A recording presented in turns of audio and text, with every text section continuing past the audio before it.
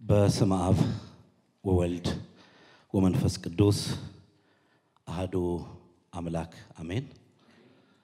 የተወደዳችሁና የተከበራችሁ የልዑል እግዚአብሔር ቤተሰቦችና ወዳጆች እግዚአብሔር የሚወዳችሁ እግዚአብሔርን የምትወዱት በምሕረት በይቅርታው በዚህ ሰዓት በእንዲህ አይነት ሁኔታ ስሙ እንድንጠራ ለክብሩ እንድንዘምር በቃሉ እንድንባረክ በረዳን በዚህ በአካል የተገኛችሁና ደግሞ በተለያዩ ሚዲያ አማራጮች ይህንን መንፈሳዊ መርሃ ግብር በተለያየ ሁኔታ ውስጥና በተለያየ ቦታ ሆናችሁ የምትሰሙን ሁላችሁ በልዑል እግዚአብሔር ስም እንደምን ሰነበታችሁ? ልዑል እግዚአብሔር አምላካችን ምሕረቱን በሁላችን ላይ አብዝቶ በምሕረት በይቅርታው እየጎበኘን ሁሉ ጊዜ ሳይታክት ሞገሳችን እየሆነ በነገር ሁሉ እያገዘን ከኛ ጋራ ስለሆነ ስሙ ይባረክ፣ ስሙ ከፍ ከፍ ይበል። እግዚአብሔር የተመሰገነ ይሁን። እግዚአብሔር ይመስገን ብለን እንድናመሰግነው ይህን ዕድል የሰጠን አምላካችን መድኃኒታችን ኢየሱስ ክርስቶስ ስሙ የተባረከ የተመሰገነ ይሁን። ለወደደን ከኃጢአታችንም በደሙ ላጠበን መንግሥትም ለአምላኩና ለአባቱም ካህናት እንድንሆን ላደረገ ለእርሱ ከዘላለም እስከ ዘላለም ድረስ ክብርና ምስጋና ኃይልም ይሁን። እግዚአብሔር ይመስገን፣ እግዚአብሔር ይመስገን። ይህን ዕድል ስለሰጠን በተለይ እኔ እግዚአብሔርን አመሰግነዋለሁ። ከብዙ ጊዜ በኋላ ከወንድሞቼ ጋራ ደግሞም ከናንተ ጋራ ከምትሰሙኝ ሁሉ በዚህ አገልግሎት ከምትተባበሩ ለዚህ አገልግሎት ስፍራ ላላችሁ ይህን ድምፅ ለምትሰሙ ሁሉ በእውነት እግዚአብሔርን ዕድል ስለሰጠኝ እግዚአብሔርን አመሰግነዋለሁ። እግዚአብሔር ስሙ የተመሰገነ ይሁን። ዳግመኛ ዕድል የሚሰጥ የእንደገና አምላክ ከእንደገና የሚያከብር ከእንደገና የሚያቆም ከእንደገና ሰገነት ላይ የሚያወጣ እግዚአብሔር የተመሰገነ ይሁን።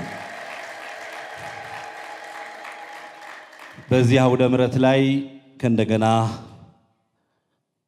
ኢየሱስን ብቻውን ከሚያመልኩት ጋራ እንድንተባበር ያደረገ ስሙ የተመሰገነ ይሁን። ብቻውን ንጉሥ ከሆነው ጋራ ብቻውን ጌታ ከሆነው ጋራ እንድናመልክ ይህን ዕድል የሰጠኝን እግዚአብሔርን አመሰግነዋለሁ። እንዲሁ እንደ ቀላል የሚሆን አይደለም። እግዚአብሔር ካረዳ እግዚአብሔር ካላገዘ አይሆንም አይደል? እግዚአብሔር ስለረዳኝ እግዚአብሔር የተመሰገነ ይሁን።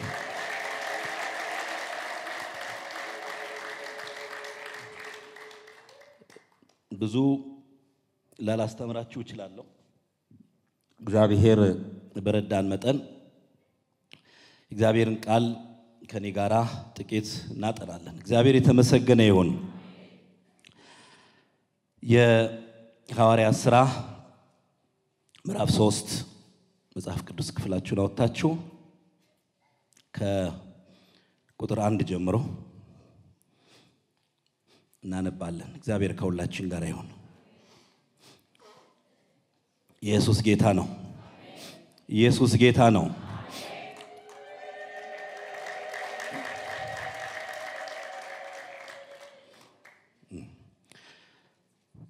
ጴጥሮስና ዮሐንስም በጸሎት ጊዜ በ9 ሰዓት ወደ መቅደስ ይወጡ ነበር።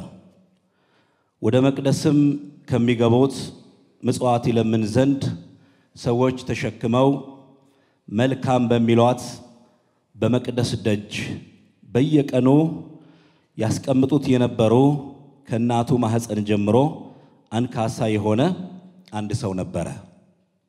እርሱም ጴጥሮስና ዮሐንስ ወደ መቅደስ ሊገቡ እንዳላቸው ባየ ጊዜ ምጽዋትን ለመናቸው።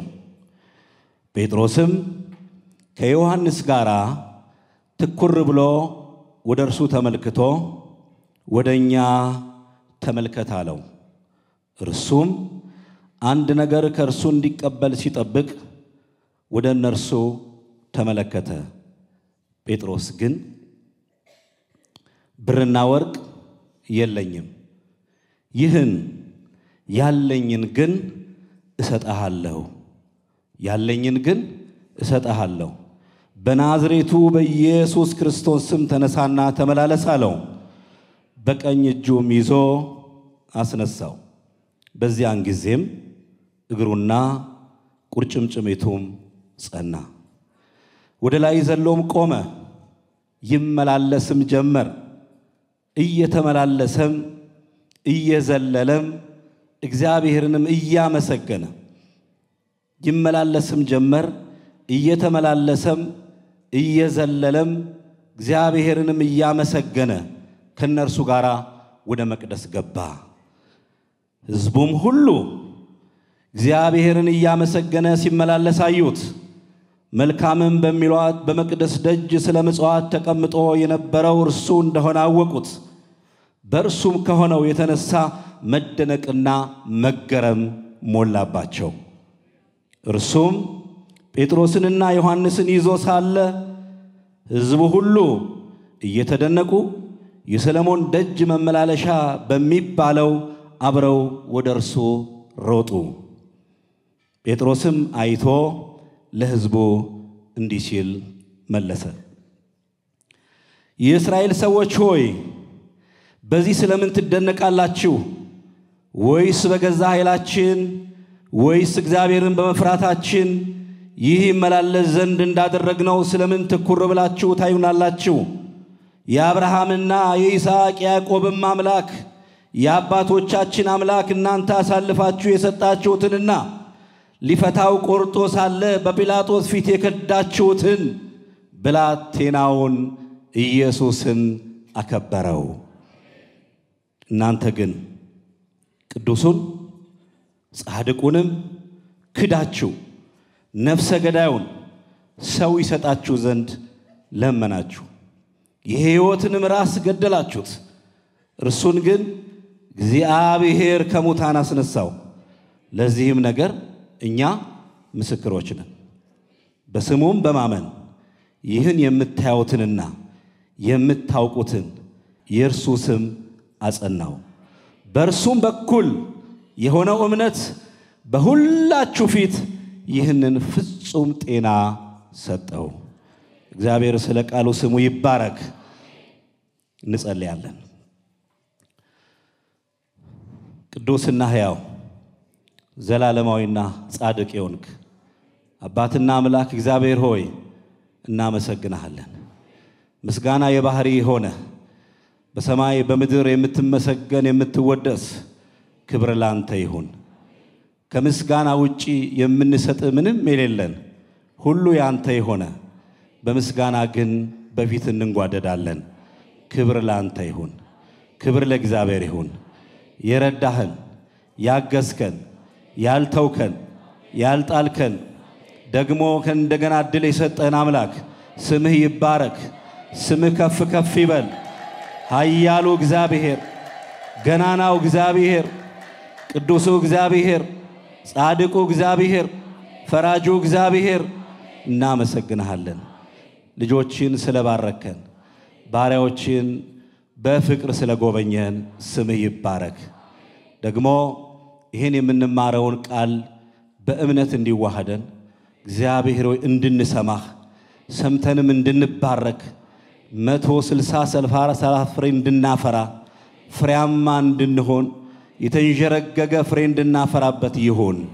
እግዚአብሔር ሆይ በመጽሐፍ እንደተጻፈ ብዙዎቹ ቃልህን ሰምተው ተፈውሰው ረክተው ተደስተው እንደተለወጡ እናውቃለን። እኛም ላይ እንዲሁ ይሁን። በናዝሬቱ በኢየሱስ ክርስቶስ ስም ለዘላለሙ አሜን። እግዚአብሔር ከሁላችን ጋር ይሁን። ያነበብነው የመጽሐፍ ቅዱስ ክፍል የሐዋርያት ሥራ ምዕራፍ 3 ከቁጥር 1 ጀምሮ እስከ ቁጥር 16 ድረስ ያለውን ክፍለ ምንባብ ነው። ምዕራፍ 3 እና ምዕራፍ 4 በአንድ ቀን የተፈጸመ ድርጊት ነው። ተመሳሳይነት ያለው በምዕራፍ ከመከፋፈል ውጪ ተያያዥነት ያለው ወጥ ሆኖ አንድ ላይ የሚታይ የመጽሐፍ ቅዱስ ክፍል ነው። ስለሆነም ትንሽ ከምዕራፍ 4 ላይ የተወሰኑ ከትምህርታችን ጋር የሚስማሙትን ገላጭ የሆኑትን ነገሮች ልናነሳ እንችላለን። ይሄ የሐዋርያት ሥራ የመጽሐፍ ቅዱስ ክፍል የሉቃስ መጽሐፍ ነው። ቅዱስ ሉቃስ ወንጌሉን እንደጻፈ ይታወቃል። ከወንጌሉ ደግሞ ቀጥሎ በቀጣይነት ይህንኑ የሐዋርያት ሥራ የተባለውን መጽሐፍ እንደጻፈም በግልጽ በሁለቱም የመጽሐፍ ቅዱስ መግቢያዎች ላይ ተብራርቶ እናገኛለን። የሉቃስ ወንጌል ምዕራፍ 1 ላይ ሉቃስ የከበርክ ቴዎፍሎስ ሆይ እያለ ለአንድ አማኝ ቴዎፍሎስ ለሚባል ሰው ከመጀመሪያው ጀምሮ በአይን ያዩትና የቃሉ አገልጋዮች የሆኑት እንዳስተላለፉና በእኛ ዘንድ ስለተፈጸመው ነገር ብዙዎች ታሪክን በየተራው ለማዘጋጀት እንደሞከሩት ይላል ሉቃስ ከ12ቱ ሐዋርያት መካከል አይደለም። በቤተክርስቲያን ትምህርት ከ72 አርድእት ከሚባሉት መካከል ነው ሉቃስ። ግን ይህንን የሉቃስን ወንጌል የኢየሱስ ክርስቶስን ልደት እስከ ዕርገቱ ድረስ ያለውን በጣም በሚገርምና ግልጽ በሆነ በሚገባ ለሰዎች የሉቃስን ወንጌል ላነበበ ሰው የጌታችን የመድኃኒታችን የኢየሱስ ክርስቶስን በስጋዊ ወራት ወይም በምድር ላይ በነበረበት ጊዜ የነበረውን ትክክለኛ ሁኔታ በግልጽ ያሰፈረ ነው ሉቃስ። ስለዚህ የቃሉ አገልጋዮች የሆኑት በአይኑ ያዩትና የሰሙት እንደነገሩንና ደግሞ በታሪክም እንደተጻፈው ይልና ለቴዎፍሎስ እኔ ደግሞ ስለተማርከው ቃል እርግጡን እንድታውቅ በጥንቃቄ ሁሉን ከመጀመሪያው ተከትዬ ልጽፍልህ ወደድኩ ይለዋል ቴዎፍሎስን። በጥንቃቄ የእግዚአብሔርን ቃል በጥንቃቄ ማጥናት የሚያስፈልገው ለዚህ ነው። በቅድመ ተከተል ከመጀመሪያው ተከትዬ በየተራው ልጽፍልህ ወደድኩ ይላል። ስለዚህ ሉቃስ ቴዎፍሎስ ለሚባለው ለእግዚአብሔር ወዳጅ የመጀመሪያውን የሉቃስ ወንጌልን ጽፎለታል።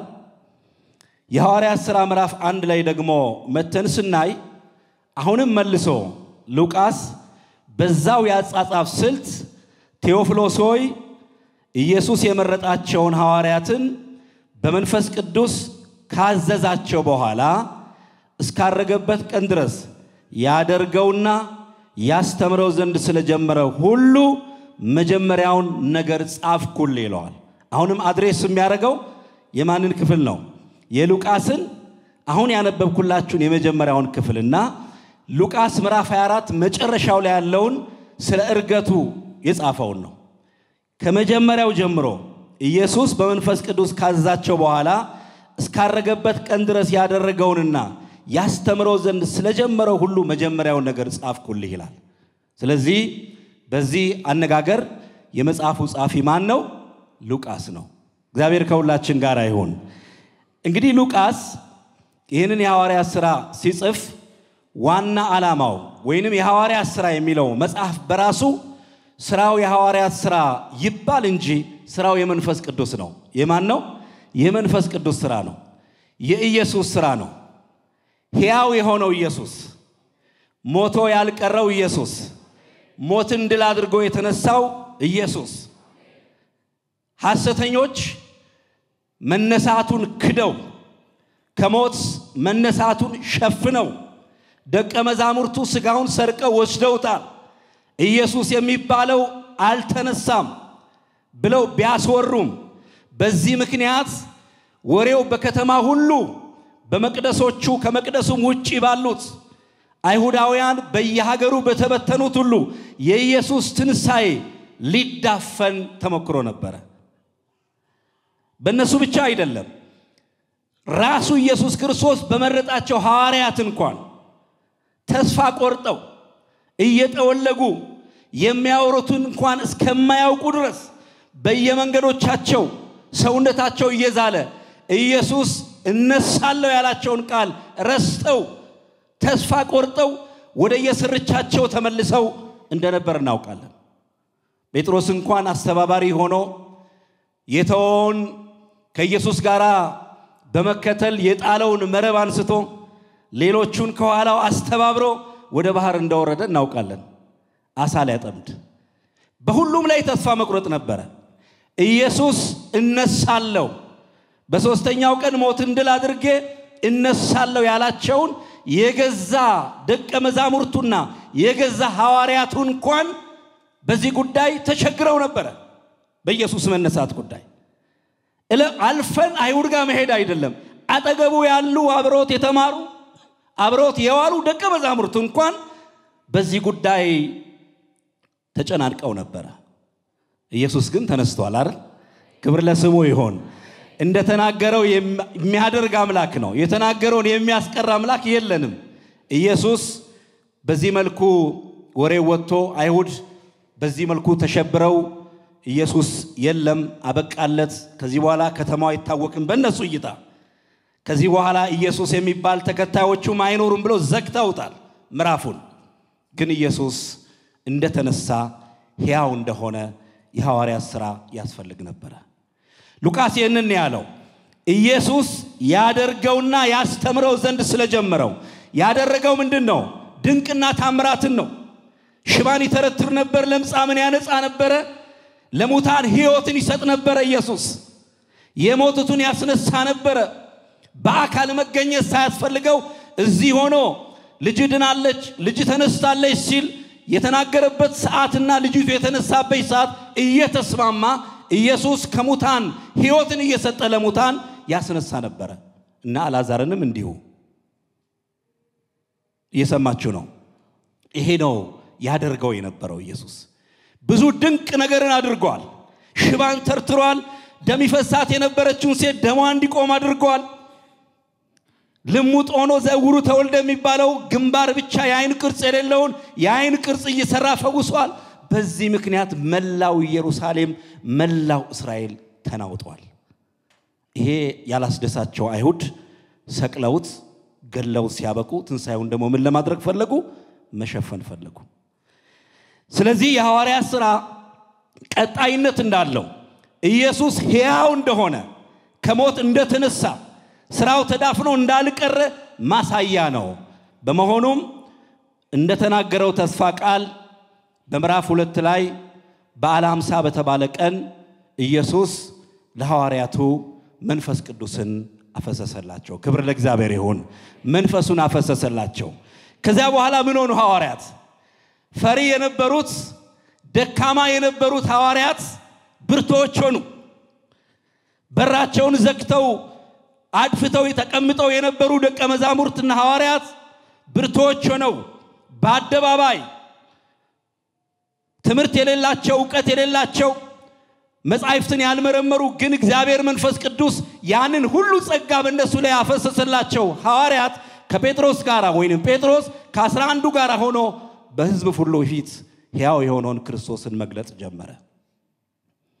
አበቃለት የተባለው ኢየሱስ ተገለጠ።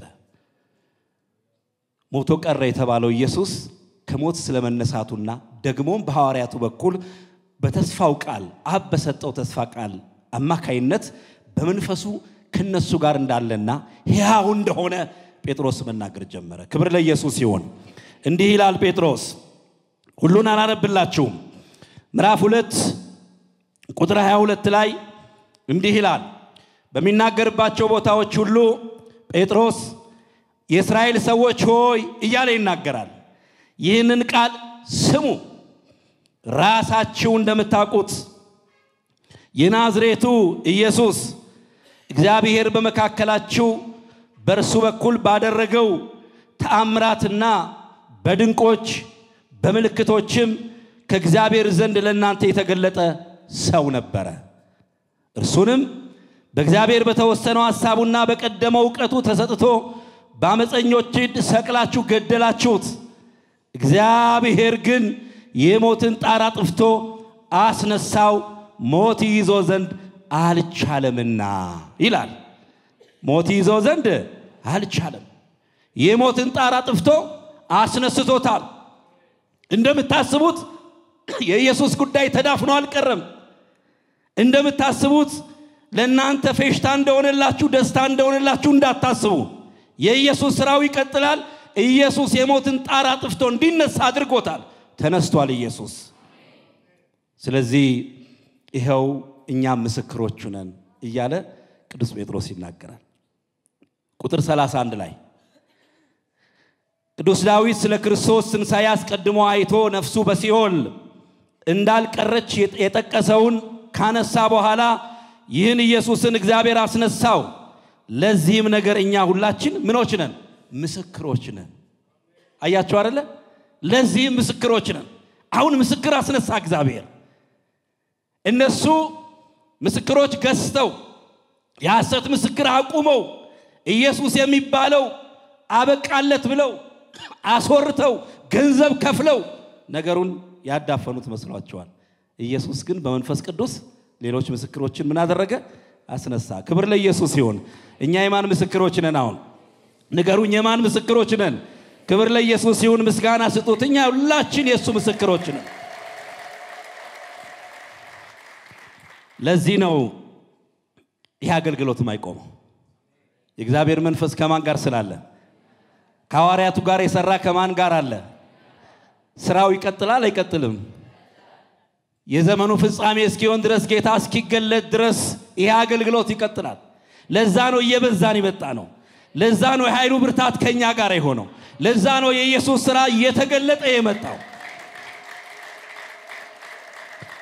በዘመናችን እንኳን በዚህ አገልግሎት የሆነውን እናውቃለን አይደለም ይሄን አገልግሎት ለማዳፈን አበቃላቸው እንዲባል ይሄን አገልግሎት ብቻ አይደለም በዚህ አገልግሎት የሚስማሙ ኢየሱስ ክርስቶስ ጌታ መሆኑን የሚሰብኩ ጌትነቱን ብቻ የሚያውጁ የማይቀላቅሉ ከሱጭ አምላክ ከሱጭ ንጉስ የለም የሞተው እርሱ ነው ድል ያደረገው እሱ ነው የሞታችንን ቀንበር ያነሳው እሱ ነው ጨለማችንን የገፈፈው እሱ ነው ወደ ብርሃኑ ያመጣን እሱ ነው ከሚደነቅ ከድቅድቅ ጨለማ አውጥቶ ወደሚደነቅ ብርሃኑ ያሸጋገረን እሱ ነው ለምብሎ ለሚሰብኩት ሁሉ ኢየሱስ ከነሱ ጋር ነው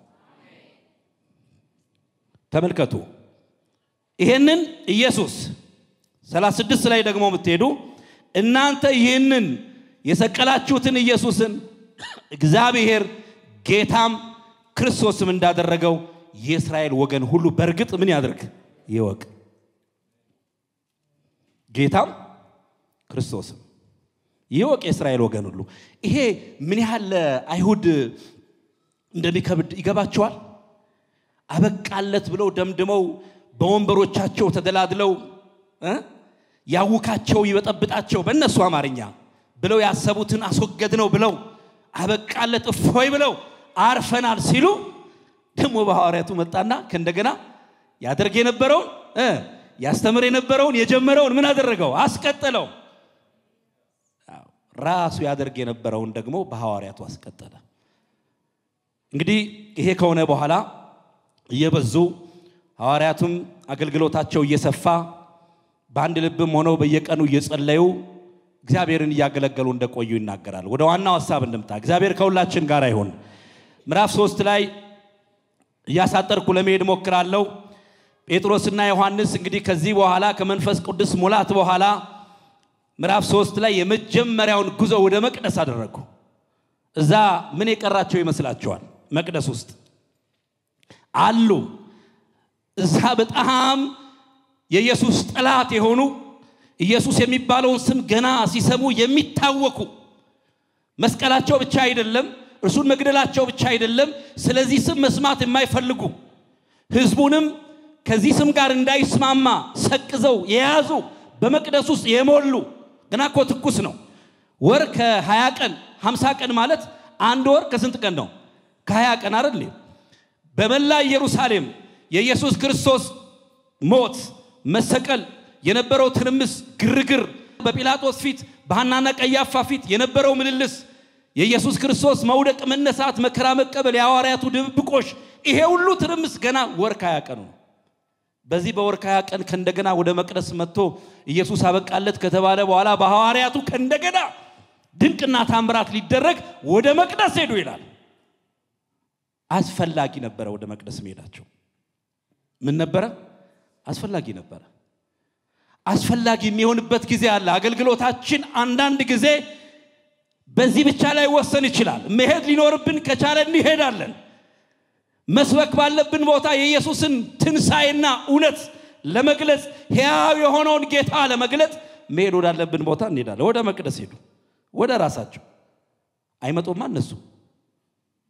እነሱ ለራሳቸው ሰንበት ነው ብሎ ካጠፉ ማይዘረጉ ከዘረጉ ማያጥፉ በጣም ትምክተኞች ጺሞቻቸውን አስረዝመው ይሄን እንትናቸውን ወደ ላይ ቆልለው አለባበሳቸው ብትሉ እንደው ሲኮፈሱ እንደው እንትን የማይነካቸው ነው የሚመስሉት በጣም አስቸጋሪ ሰዎች ናቸው አይሁዳውያን በተለይ ደግሞ የመቅደሱ አገልጋዮች ደግሞ ሊቃነ ካህናቱ አልፎ ሲሄድ በስልጣን እርከን ላይ ያሉት በየደረጃቸው ለኢየሱስ ክርስቶስ እጅግ ጠላት ናቸው ወደ መቅደስ ሄዱና ጴጥሮስና ዮሐንስም የአይማድ የሚባሉት ገላትያ 2:9 ላይ አይማድ መስለው የታዩት የሚባሉት ጴጥሮስና ዮሐንስ ይላቸዋል በተለያየ ቦታ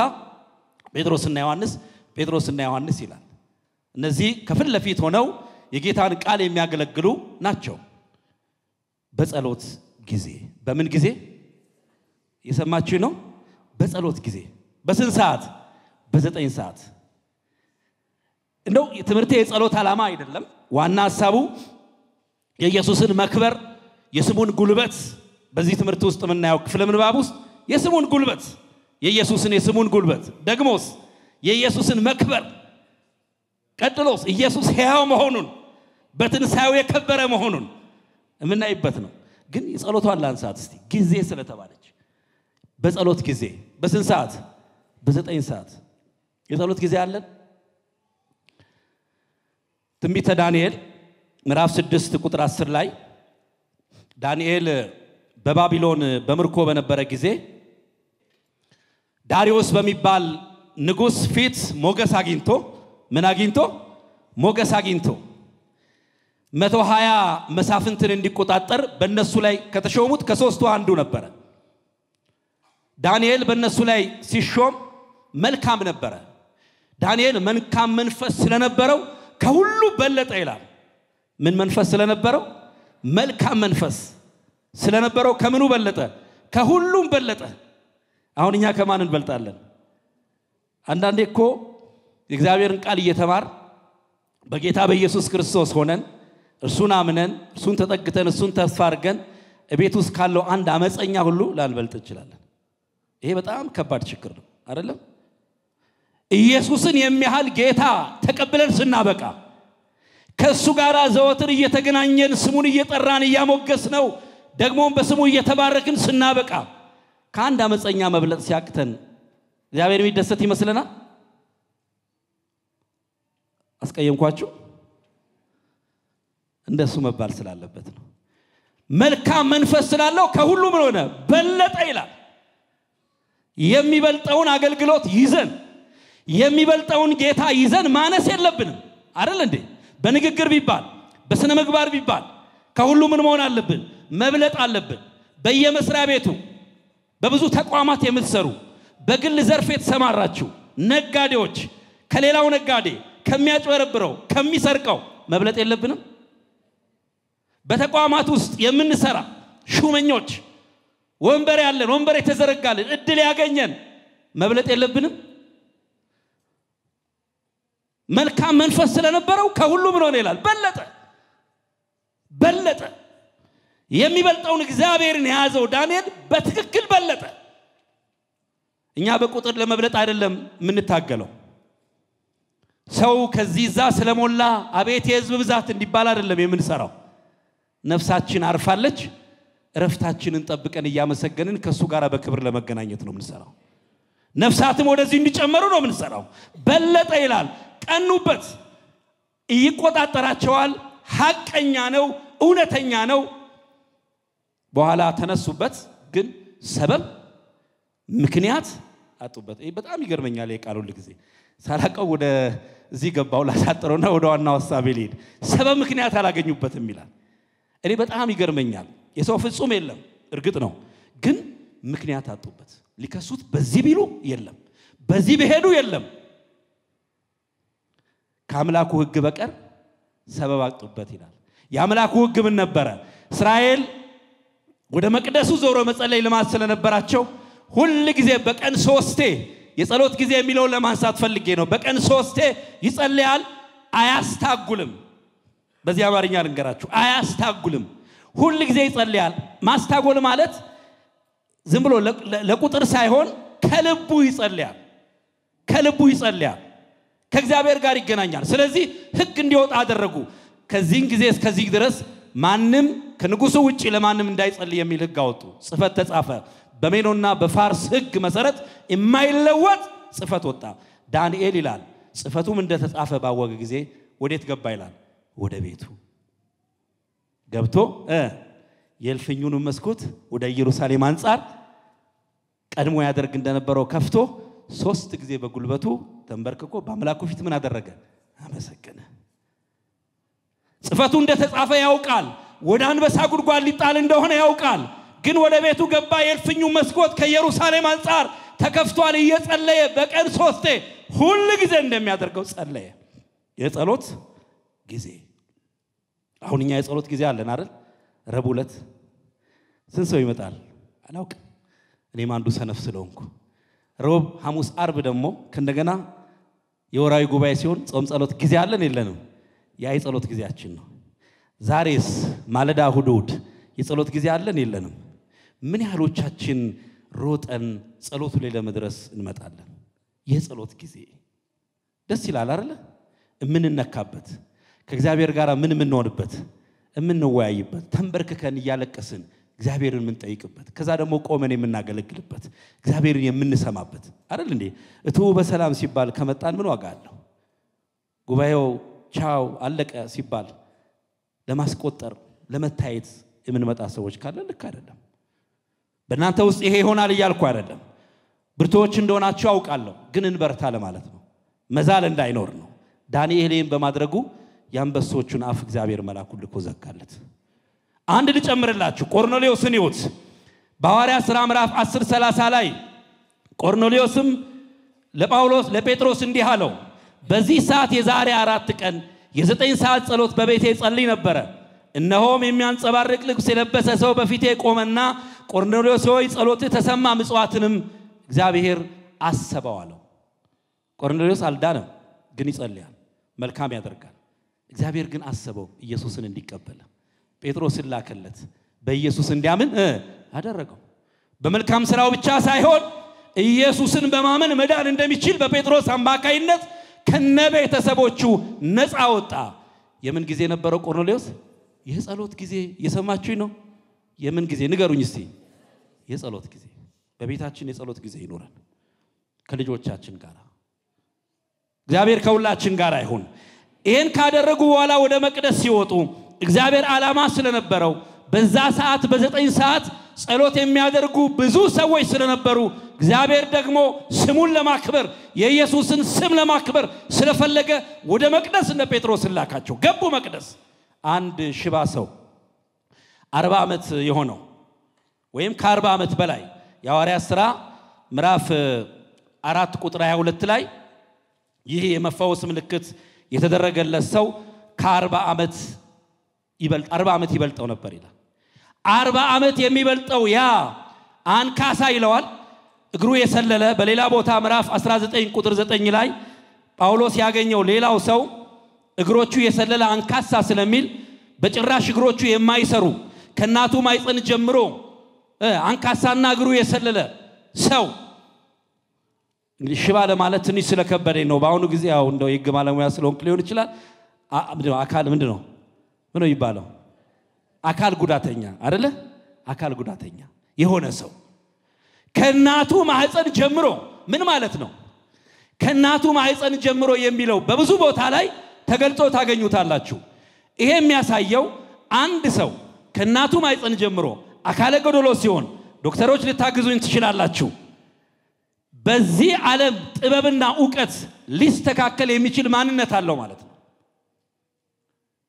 አሁን ዘውሩ ተወልደ የሚባለው አይን ቅርጽ የሌለው ግንባር ብቻ ያለውን ማንም ዶክተር በዚህ ጋር ቀዶና ቀዶ ሊሰራው አይችልም እግዚአብሔር ካልፈቀደ በስተቀር።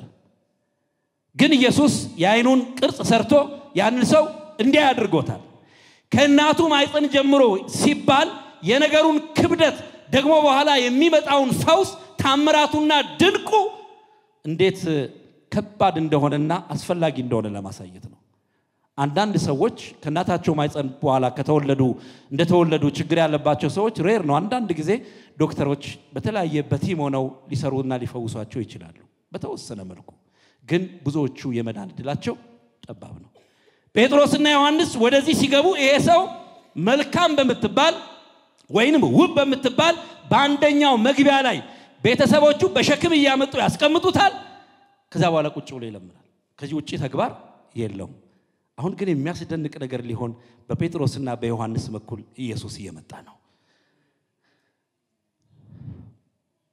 ጴጥሮስ አየው ትኩር ብሎ ወደርሱ ተመለከተ ይላል ምናልባት ይሄን ትኩር ብሎ አየው የሚለውን ቃል ሐዋርያት ሥራ ምዕራፍ 19 ጋራ አስማምተን ብናየው በልስጥራን እግሩ የሰለለውን ሰው ጳውሎስ ሲናገር ይሰማ ነበር ተብሎ ተጽፏል እርሱም ትኩር ብሎ ተመለከተና ይድን ዘንድ እምነት እንዳለው ባየው ጊዜ ይላል እምነት እንዳለው ባየው ጊዜ ልክ ትኩር ብሎ አየውና ጳውሎስ ሰውየው እምነት እንዳለው የእግዚአብሔር መንፈስ ስላለበት ጳውሎስ ካረጋገጠ በኋላ ነው ያንን ሰው በታላቅ ድምጽ እየጮኸ ቀጥ ብለህ ቁም ያለው አሁንም ጴጥሮስ እንደሱ ነው ያደረገው ትኩር ብሎ አየው መጀመሪያ ያንን ሰው ከዛ ደግሞ ወደኛ ተመልከታለው ጉዳዩ ሲሪየስ ነው ምክንያቱም አሁን የሚመጣው ከጴጥሮስ የሚወጣው ቃል ብዙ ነገርን የሚገለባበት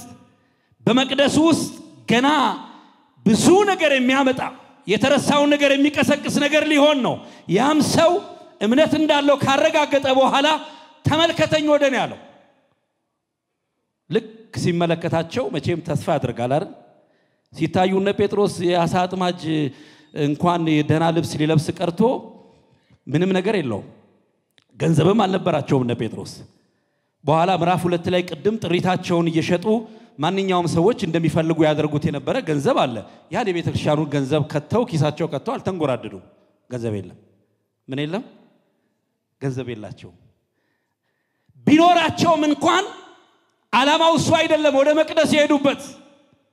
ወደ መቅደስ የሄዱት ምጽዋት ሊሰጡ ወይንም የሻንቲም ሽርፍራፊ ሊሰጡ ሳይሆን ወርቅና ብር ሊያድሉ ሳይሆን የከበረውን ኢየሱስን በእነሱ የሚቀጥለውን ኢየሱስን ከሞት የተነሳውን ኢየሱስን ሊያከብሩ ነበርና የሚሄዱት ወደኛ ተመልከታሉት ጉዳዩ ትኩረት የሚያስፈልገው ነው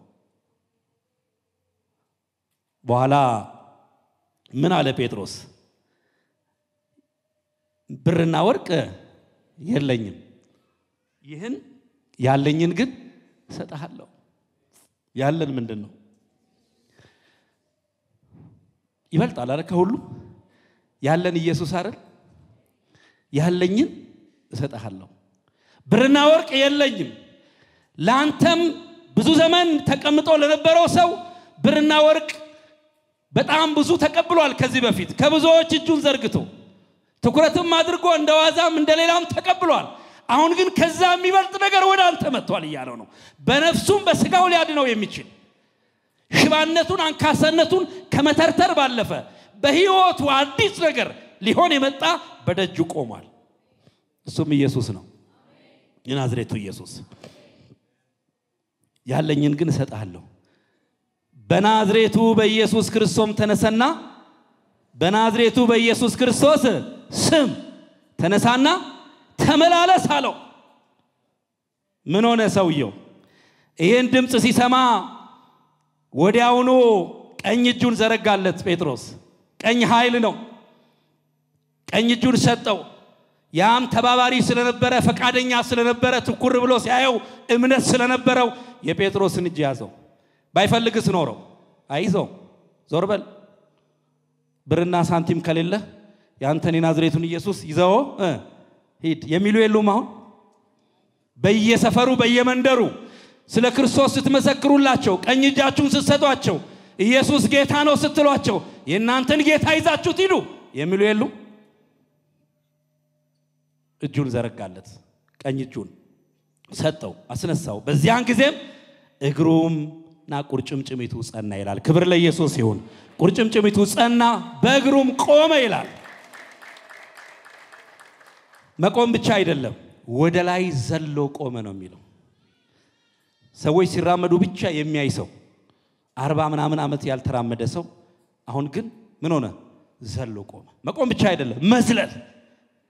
ዝለሉ አይላችሁም? አንዳንድ ቀን እግዚአብሔር ካደረገላችሁ ነገር የተነሳ ዘሎ ቆመ ነው የሚለው። መቆምና መዝለል ልዩነት አለው። ኢሚዲየት ወዲያውኑ ልክ እጁን ሰጥቶት እንዳስነሳው መቆም አይደለም፣ ሲምፕሊ ዘሎ መቆም። የተደረገው ነገር እጅግ በጣም የሚገርም ነገር ነው። ዘሎ መቆም ብቻ አይደለም፣ ይመላለስ ጀመረ። አተረማመሰው መቅደሱን። በሸክም የሚመጣ ሰው አሁን የድድር ሲያገኝ በየአይሁድ ምናምን ውስጥ እየዘለለ እየተሽሎኮለከ እየዘለለ እያመሰገነ እግዚአብሔርንም እየጠራ እያመሰገነ ወደ መቅደስ ከነሱ ጋር ገባ። ክብር ለኢየሱስ ይሁን።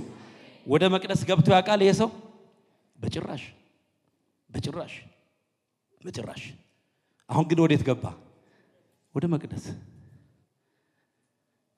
ከነ ጴጥሮስና ከዮሐንስ በኋላ እነሱም እየተንጎራደዱ በድል ሕያው የሆነውን ኢየሱስን ለመስበክ ከሞት መነሳቱን ለማወጅ በሚፈሯቸው በአይሁድ ፊት ጴጥሮስ እኮ ትላንትና በእሳት መሞቂያው ፊት በዛች በአገልጋዩ በገረዲቱ ፊት ክዶታል። ኢየሱስን ሙልጭ አድርጎ ክዶታል። መካድ ቢሉ መካድ ነው። ሰውየው እያለ ስሙን እያሳነሰ አንተ የሕያው እግዚአብሔር ልጅ ነህ ብሎ እንዳልመሰከረለት ሰውየውን አላቆም የምትውትን አላቆም እየማለ እየተገዘተ ክዶታል። አሁን ግን መካድ የለም። ማን ከሱ ጋር አለ? እግዚአብሔር መንፈስ ቅዱስ አለ። ወደ መቅደስ አብሯቸው ገባ። እንግዲህ ሲሄዱ ወደ መቅደስ ወደ ውስጠኛው ክፍል ወደ ሰለሞን ደጅ መመላለሻ ሲገቡ ከኋላቸው የሚዘል ሰው የሚያመሰግን ሰው ቁርጭምጭሚቱ ጸንቶለት የቆመ ሰው የሚጮህ ሰው እንግዲህ አልተጻፈም እንጂ ምን እያለ እንደሆነ ማሰብ አይከብደንም። እግዚአብሔር አዳነኝ እግዚአብሔር ፈወሰኝ እያለ ከኋላ የሚጮህ ሰው ድምጽ ይዘው ነው ወደ መቅደስ የገቡት። የመጀመሪያው የመቅደስ ጉዟቸው ነው። እንግዲህ ይሄ የስሙን ጉልበት ነው የምናየው። ይሄ መስቀል ላይ በቀደም እንደሚያስም ሲናገር ነበር። ኢናንአ የሚለው ምን ማለት ነው? ከመስቀሉ አናት ላይ የተጻፈው ኢየሱስ ናዝራዊ ንጉሠ አይሁድ። ይኸው በናዝሬቱ በኢየሱስ ክርስቶስ ስም ያለበት ትልቁ ምክንያት ይሄ የናዝሬቱ የኢየሱስ ክርስቶስ ስም የሚለው በአይሁድ ውስጥ እንደ ቅንቅን ተቸግረውበታል። ለዚህ እኮ ነው አንዳንድ ሰዎች እኔ አንድ ጊዜ ምን አየው እዚህ ቲክቶክ ላይ በጣም ስም መጥራት ያስቸግራል እንጂ የማቀው ሰው ነው። እኔ በነበርኩበት አካባቢ ምናልባት የነበረ ሰው ኋላኛ ከወጣን በኋላ እንግዲህ አለው ያለ ሰው ነው እና ኢየሱስ ተብሎ ሲጠራ ደስ አይለኝም አለ። የሰማችሁ ነው አይደል? ምን እንዳለ ሰምታችኋል? ኢየሱስ ተብሎ ሲጠራ ደስ አይለኝም። እናንተስ ሲያመስግኑት ደስ የሚላችሁ? ኢየሱስ ጌታ ነው። ኢየሱስ ተብሎ ሲጠራ ደስ አይለኛል፣ ደስ ይለናል። ኢየሱስ ምን ስለሆነ? ጌታ ስለሆነ። ኢየሱስ ምን ስለሆነ? ንጉሳችን ስለሆነ። ኢየሱስ ምን ስለሆነ? የዕዳ ደብዳቤያችን የቀደደ ስለሆነ። ኢየሱስ ምን ስለሆነ? መድኃኒት ስለሆነ። ኢየሱስ ምን ስለሆነ? ፈዋሽ፣ ታዳጊ፣ ደግሞ ፈጣሪ ስለሆነ። የነፍሳችን ረፍት የተገኘው በማን ነው? በኢየሱስ ነው። ስለዚህ ስንጠራው ደስ ይለናል። ሮሜ 10:9 ላይ የምታውቁትን ጥቅስ ልንገራችሁ። ኢየሱስ ጌታ እንደሆነ በአፍህ ንገሩኝ፣ በአፍህ እግዚአብሔርም ከሙታን እንዳስነሳው በልብህ ምን ትሆናለህ? ክብር ለኢየሱስ ይሁን፣ ትድናለህ ተብሎ ተጽፏል። እኛ ኢየሱስ የሚለው ስም ይሰማል ከላይ። ደህና ናችሁ? አሁን ነው አስተውያዩዋቸው። ኢየሱስ የሚለው ስም ኢናና ኢየሱስ ናዝራዊ ንጉሠ አይሁድ።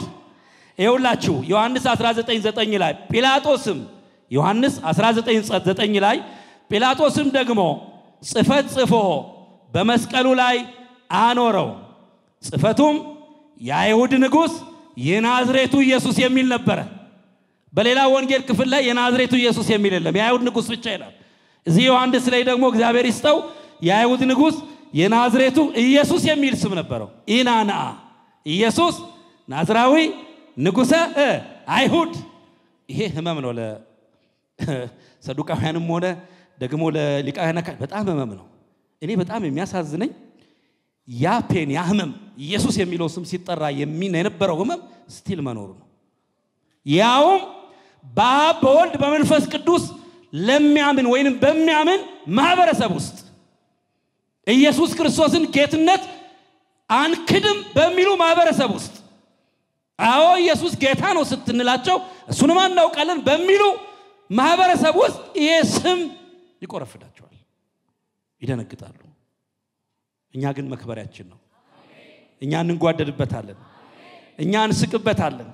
የደስታ ሳቅ የክብር ሳቅ እግዚአብሔር በእኛ በኩል ስለሰራው ስራ በኢየሱስ ስም ስለሆነው ነገር እንደሰታለን። የናዝሬቱን ኢየሱስ ብሎ ጽፎታል። እንግዲህ ይሄ በዕብራይስጥም በሮማይስጥም በግሪክም ተጽፏል። ይሄ ጽፈት እና በጣም ወሳኝ ነበር ቃሉ። ለዚህ ነው በናዝሬቱ ልጨምርላችሁ በራፍ 4 ላይ እንግዲህ ይሄን ንግግር ከተናገሩ በኋላ ሐዋርያት ምዕራፍ 4 ላይ ስትሄዱ ያው ተያዙ። በዚህ ምክንያት ተይዘው አሳደሯቸው። ማለዳ ላይ ዋና የሚባሉት ልዘርዝርላችሁ። በነገውም ምዕራፍ 4 ቁጥር 6 ላይ 5 እና 6 በነገውም አለቆቻቸውና ሽማግሌዎች ጻፎችም ሊቀ ካህናቱም ሐናም ቀያፋም ዮሐንስም እስክንድሮስም የሊቀ ካህናቱም ዘመዶች የነበሩት ሁሉ በኢየሩሳሌም ተሰበሰቡ። እነርሱም በመካከል አቆሟቸው። በምን ኃይል ወይስ በማን ስም እናንተ ይህንን አደረጋችሁ ብለው ጠየቋቸው። በሙሉ ተሟልቷል። ጀማው ግጥም ብሎ ቁጭ ብሏል። አበቃለት ያሉና ሐና ቀያፋ እነዚህ በጣም ትልቅ የአይሁድ ሊቃነ ካህናት በኢየሱስ ላይ ብይን የሰጡ የወሰኑ ዙፋናቸውን አደላድለው የተቀመጡ አበቃለት ያሉ ዞር በል የሚያበቃ ነገር አለ የለም። በእነሱ ፊት ጴጥሮስ ቆመ። እንዴት ደስ ይላል! ወደ ውስጥ ሳይገባ በእነሱ አገልጋዮች የካደው ጴጥሮስ አሁን ግን በሊቀ ካህናቱ በቀያፋና በሐና ፊት ቆሞ ሊናገር ነው። ምን አለ? ላንብብላችሁ። የናዝሬቱ ኢየሱስ የሚለው ላይ ትኩረት እንድታደርጉ ነው። እናንተ የሕዝብ አለቆች እየሰማችሁኝ ነው። እናንተ የሕዝብ አለቆችና ሽማግሌዎች እኛ ዛሬ ለድውዩ ሰው ስለተደረገው መልካም ሥራ ይህ በምን እንደዳነ ብንመረምር ይላል። እናንተ በሰቀላችሁት በእግዚአብሔርም ከሙታን ባስነሳው በናዝሬቱ በኢየሱስ ክርስቶስ ስም ይህ ደህና ሆኖ በፊታችሁ እንደቆመ ለእናንተ ለሁላችሁ ለእስራኤልም ሕዝብ ሁሉ የታወቀ ይሆን። እናንተ ግንበኞች ናቃችሁት። የማዕዘን ራስ የሆነው ይህ ድንጋይ ነው። መዳንም በሌላ በማንም የለም። እንድንበት ዘንድ የሚገባን ለሰዎች የተሰጠ ስም ከሰማይ በታች ሌላ የለምና ታሰዋል የለምና። ይሄ ምስክርነት ከጴጥሮስ ወጣ። ደነገጡ። አበቃለት ያሉት ከእንደገና መጣ። የኢየሱስ ጉዳይ የሚያበቃ ይመስላችኋል? ይሄን አለ ጴጥሮስ። ይሄን ካለ በኋላ እዚሁ ምዕራፍ 4 ላይ መልሶ ዝርዝሩን እናንተ አንብቡት። ከ13 ጀምሮ እንዴት እንደጸለዩ ከመዝሙረ ዳዊት ከነበረው ትንቢት ጋር አገናኝተው እንዴት አድርገው የጌታን ቃል ለማሳደግ እንደጸለዩና መንፈስ ቅዱስ እንዴት አድርጎ ከነሱ ጋር በድጋሚ እንደሰራ እንድታዩበት ክፍል ነው። አንብቡት ሙሉውን። ስለዚህ የኢየሱስ የስሙን ጉልበት እናያለን እዚህ ላይ። ስሙ አሁንም ይሰራል። በእኛ ውስጥ ስሙ ጉልበት አለው። ባነከስንበት፣ በሰለልንበት፣ በደከምንበት ጉዳይ ላይ የኢየሱስ ስም ጉልበት ይሁነን። የናዝሬቱ ኢየሱስ የሚለው ስም ጉልበት ይሁነን። 40 ምናምን ዓመት ሙሉ የደከመበት ጉዳይ በናዝሬቱ በኢየሱስ ክርስቶስ ስም ተፈታ። መዝለል ቻለ። መዝለል ብቻ አይደለም እየዘለለ ማመስገን ቻለ። ማመስገን እግዚአብሔርን ስም እየጠራ በተቸገርንበት ጉዳይ የናዝሬቱ ኢየሱስ ሁላችንን ይንካን። በተከፋንበት ጉዳይ የናዝሬቱ ኢየሱስ ሁላችንን ከተከፋንበት ነገር ሳቃችንን ባፋችን ይሙላ። አንገታችንን በደፋንበት ጉዳይ የናዝሬቱ ኢየሱስ መጥቶ ቀና ያድርገን። በዚህ ምድር ላይ ስንኖር ከፀሐይ በታች ባለው ኑራችን በዙሪያችን የከበበን ብዙ ነገር አለና በዛ ከምንቅበዘበዝበት ነገር የናዝሬቱ ኢየሱስ ያሳርፈን። ክብር ለኢየሱስ ይሁን፣ ምስጋና ለኢየሱስ ይሁን። ስሙ ከፍ ከፍ ይበል። የስሙ ጉልበት እግዚአብሔር ከሙታን እንዳስነሳው ኢየሱስን የስሙን ጉልበት አየን። ወረድ ይልና ከዛ በኋላ ይሄንን ሰው ሲያዩት ምን አሉ? ጴጥሮስና ዮሐንስን ይዞ ይሄ ሰው ከኋላቸው እየተከተለ ወደ ውስጠኛው መቅደስ ገባ። አላቆመም። ሰውየው ያመሰግናል። አሁን ችግር መጣ። ምን የሚል? የእስራኤል ሰዎች በዚህ ስለምን ትደነቃላችሁ? ወይስ በገዛ ኃይላችን ወይስ እግዚአብሔርን በመፍራታችን ይህ ይመላለስ ዘንድ እንዳደረግነው ስለምን ትኩር ብላችሁ ታዩናላችሁ? የአብርሃም አምላክ የያዕቆብ አምላክ እናንተ ጲላጦስ ሊፈታ ወዶ እያለ አሳልፋችሁ የሰጣችሁትና የከዳችሁትን ብላቴናውን ኢየሱስን አከበረው። ከበረ ኢየሱስ። በአይሁድ ፊት ተዋርዶ የነበረው ተሰቅሎ አበቃለት የተባለው በመስቀል ላይ ስለኛ ርግማን ሆኖ በተሰቀለው ኢየሱስ አሁን ግን ሕያው ሆኖ ስለተነሳ ኢየሱስ ከበረ። ስሙ ይባረክ። በእኛ ሕይወት ኢየሱስ ከብሯል የሚል ሰው ያመስግነው። በሕይወታችን ኢየሱስ ከብሯል ወይ? ክብር ለኢየሱስ ይሁን። አዎ በጉባኤያችን ኢየሱስ ከብሯል። አዎ በቤታችንም ኢየሱስ ክብር አለው። አዎ በኑሯችንም ኢየሱስ ክብር አለው። በዝማሬያችንም ኢየሱስ ከብሯል። በሁሉ ነገራችን ውስጥ ኢየሱስ ከብሯል። ከሱ የተነሳ ደግሞ እኛም ከብረናል አይደለ? ከብሯል ኢየሱስ። እስቲ አንድ ነገር ላንሳና ትምህርቴን ላጠቃልል ጨርሻለሁ። ዮሐንስ ወንጌል ምዕራፍ 13 ላይ ከዛ በፊት ዮሐንስ 15:5 እንዲሁ ይሁት ያለኔ ምንም ልታደርጉ አትችሉም። እነ ጴጥሮስ ይሄን ያደረጉት ከማን የተነሳ ነው? ከኢየሱስ የተነሳ። ከራሳቸው ነው እንዴ? ከኛ የሆነ ምንም የለም። ሁሉን የሚሰራ ማን ነው? እግዚአብሔር ነው። አዎ ከጴጥሮስና ምን ተኩር ብሎ ያዋቸዋል። ልክ እንደ ይሄ በ14 ላይ የሐዋርያት ሥራ ምዕራፍ 14 ቁጥር 9 ላይ ጳውሎስና በርናባስ ፈውስ ካደረጉ በኋላ ለዚህ ለሽባው ሰው ጳውሎስን የበላይ ሄድ ስለሆነ ማን ያሉት? ሄርሜን ነው አይደለ? ከዚያ ደግሞ በርናባስን ዲያ አይደለ? ያው ሁለቱ የራሳቸው ስልጣን አላቸው ይመስለኛል። እነዛና ሄርሜን በቃ የበላይ ስለሆነ ሲያዩት እና በሌላ ቋንቋ ነው ቃሉን ያላስኩትም እንጂ እነሱ በሚሰሙት ቋንቋም አልነበረም። ከዛ በቃ ማልክት ሰውን ተመስለው መጡ ብሎ ሊያርዱላቸው ፍሪዳ እንደዚህ በቃ ሊታረድላቸው በቤትኛ ብንሆን ሊታረድላቸው ተዘረጋላቸው። በኋላ ገባቸው። ጳውሎስና በርናባስ ልብሳቸውን ቀደው ነው የሚለው በብዙ ጩኸትና በብዙ እንትን ነው ያሳመኗቸው። ነው ብለው በቃ እኛ አይደለንም፣ ክብሩ የእግዚአብሔር ነው የኔ አይደለም። አሁን በዘመናችን እንደምናየው ሁሉም እንዲህ እየተነሳ እየተኮፈሰ እንግዲህ ብዙ ነገር ማለት ይቻላል አይደል? ክብሩ ግን የማን ነው? እግዚአብሔር ነው። ስራውን የሰራው ማን ነው? እግዚአብሔር ነው። ጴጥሮስ ጳውሎስ የእግዚአብሔር አገልጋዮች ናቸው። ቅድም እንዳልኳችሁ የሐዋርያት ሥራ የመንፈስ ቅዱስ ሥራ ነው። ስያሜው የሐዋርያት ሥራ ተባለ እንጂ ስራው የመንፈስ ቅዱስ የኢየሱስ ሥራ ነው። ስለዚህ ጴጥሮስና ዮሐንስም እንዲህ ያሉት ከኛ አይደለም የሆነው ኢየሱስ በዚህ ምክንያት ከበረ ይላል።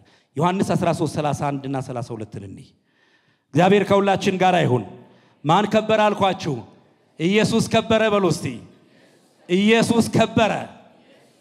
አዎ ይሁዳ አሳልፎ እንደሚሰጠው ጌታ ከተናገረ በኋላ ጴጥሮስ ዮሐንስን ወደ ደረቱ ተጠግቶ የነበረውን ዮሐንስን አሳልፎ የሚሰጠኝ እያለ ሲናገር ማን እንደሆነ ጠይቀው እያለ ጴጥሮስ እንዲህ ምንለው ነገር አለ አለኛም ሲጠይቀው የሆነ ነገር በለው እንላለና የሆነ ነገር ስንል ጴጥሮስም እንደዛው ነው። ጠይቀው ይላል ቃል በቃል ጠይቀው እስቲ ምን እንደሚል ጠይቀው ይላዋልና ይጠይቋል ወደ ደረቱ ተጠግቶ። ይሄ እንጀራ ቆርሼ የምሰጠው እሱ ነው የሚከዳኝ ይላል። ይዛኔ ሁሉ አልተገለጠላቸውም። እኔ በጣም የሚያሳዝነኝ ልክ እንጀራውን ጠቅሶ ሲሰጠው ሰይጣን ወደ ይሁዳ ልብ ገባ ይላል። ከዛ በኋላ በጨለማ ስራውም ጨለማ ተነስቶ በጨለማ በሌሊት ወጣ ከረጢቱን ይዞ ወዴት ቀጥ ብሎ ነው ሄደው ወደ አሳልፎ ወደሚሰጠው የዛኔ እግሩ እንደወጣ ገና ይሁዳ ኢየሱስ እንዲህ አለ አሁን የሰው ልጅ ከበረ ክብር ለኢየሱስ ይሁን አሁን የሰው ልጅ ምን ሆነ ከበረ ኢየሱስ የሚከብረው በምኑ ነው በሞቱ ነው ሞቱ መድረሱን ተናገረ ኢየሱስ አሁን የሰው ልጅ ገና ይሁዳ ከረጢቱን ይዞ እንደወጣ አሳልፎ እንደሚሰጠው ጌታ አውቆ ሰዓቱ እንደደረሰ ተረድቶ ምን አለ አሁን የሰው ልጅ ምን ሆነ ከበረ እግዚአብሔርም ስለርሱ ከበረ እግዚአብሔር ስለርሱ የከበረ ከሆነ እግዚአብሔር ደግሞ እርሱ ራሱን ያከብረዋል ወዲያውም ያከብረዋል ይላል ኢየሱስ በሞቱ ከበረ የኢየሱስ መክበር እግዚአብሔር መክበር ነው እግዚአብሔርም ስለርሱ ከበረ ኢየሱስ የከበረው በሞቱ ነው እግዚአብሔርም በኢየሱስ ሞት ከብሯል ኢየሱስ የሞተው በማን ፈቃድ ነው በአባቱ ፈቃድ በእግዚአብሔር ፈቃድ ነው ለማን ነው የታዘዘው ለአባቱ ታዟል አይደል እንዴ ስለዚህ ከበረ ኢየሱስ በመታዘዙ እንዲህ ይላል ቃሉ ፊልጵስዩስ 2:8 ላይ ታቁታላችሁ በምስሉም ባነበው ደስ ይለኛል ሙሉ ፊልጵስዩስ ስንት አልኳችሁ 2:8 ላይ እንዲህ ይላል ከቁጥር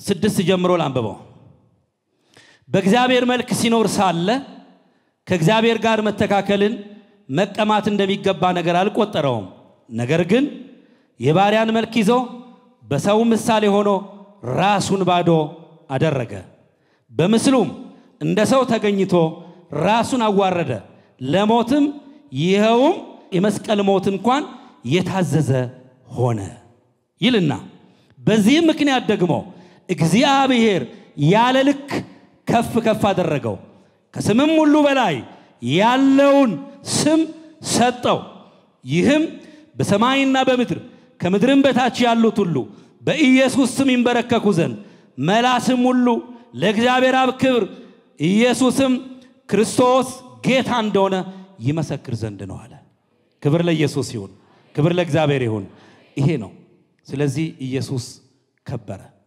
በሞቱ ከዳስ በኋላ ምን ይላል እግዚአብሔር ደግሞ ኢየሱስን ምን አደረገው አከበረው ምን አድርጎ ከሞት አስነስቶ የሰማችሁ ነው ኢየሱስ በሞቱ አባቱን አከበረ አባቱ ደግሞ ኢየሱስን ከሙታን በማስነሳት ምን አደረገው አከበረው ስለዚህ አሁን የሰው ልጅ ከበረ እግዚአብሔርም ስለሱ ከበረ እግዚአብሔር ስለሱ የከበረ ከሆነ ደግሞ እሱ ራሱን ያከብረዋል ወዲያውም ያከብረዋል አከብሮታል ኢየሱስን በምን ከሞት በማስነሳት ይሄ ኢየሱስ ከበረ የሐዋርያት ሥራ ምዕራፍ 5:30 ላይ እናንተ በእንጨት ላይ ሰቅላችሁ የገደላችሁትን ኢየሱስን የአባቶቻችን አምላክ አስነሳው ተብሎ ተጽፏል ሌላ መናገር ይቻላል ሰዓት ስለሌለ ነው የመጨረሻውን ቃል እናንሳ ኢየሱስ በትንሳኤው ከበረ አዎ በእኛ ህይወትም መክበር አለበት ብያቸዋለሁ በጉባኤያችን መክበር አለበት መግነን አለበት ይሄንን ኢየሱስን አክብረነው ነው ምንንጓደደው ከሱ ውጪ ሞገስ ከሱ ውጪ ክብር የለንም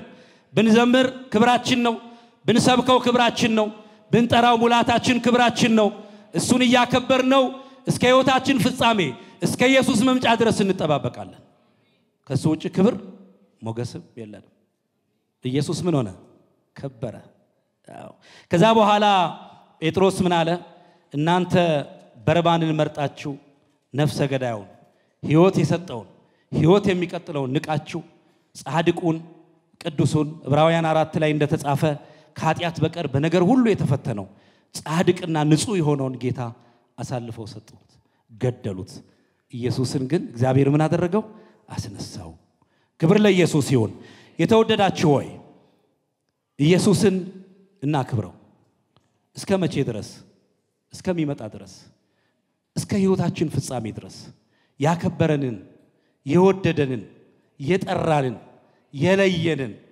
እናክብረው አልበለዚያ ምን ዋጋ አለው ተማሙቀን ኢየሱስን አክብረን ኢየሱስ ጌታ ነው ብለን ብንላይ ዋጋ አለው እሱ እርግጥ ነው ክብራችንን ማሞገስ እሱን ከፍ ከፍ ማድረግ እሱን ማወደስ አወድሰን ብቻ ሳይሆን ደሞ ከሱ ጋር ተጣብቀን ለዘላለም እስከ ህይወታችን ፍጻሜ እንቆያለን። ሁለት ጥቅሶችን ላንብብና ትምህርቴን ልጨርስ። እግዚአብሔር ከሁላችን ጋር ይሁን። ኢየሱስ እንደተነሳ እኛ ደግሞ ምን እንሆናለን? እንነሳለን። ኢየሱስ ሲከብር እኛ ምን ሆነናል? አብረን ከብረናል አይደል እንዴ?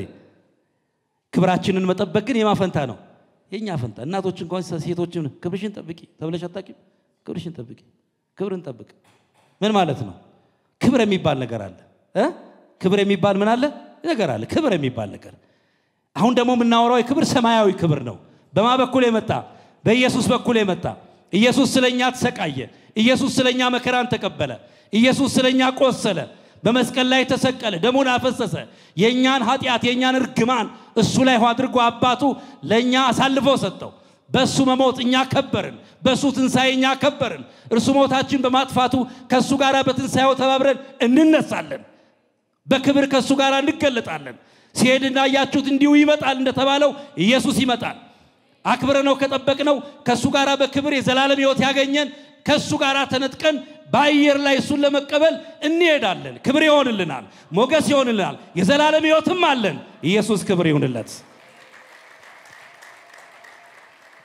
እንግዲህ ቆላስይስ 3:1 ላይ ከክርስቶስ ጋር ከተነሳችሁ ክርስቶስ በእግዚአብሔር ቀኝ ተቀምጦ ባለበት በላይ ያለውን እሹ፣ በላይ ያለውን አስቡ እንጂ በምድር ያለውን አይደለም።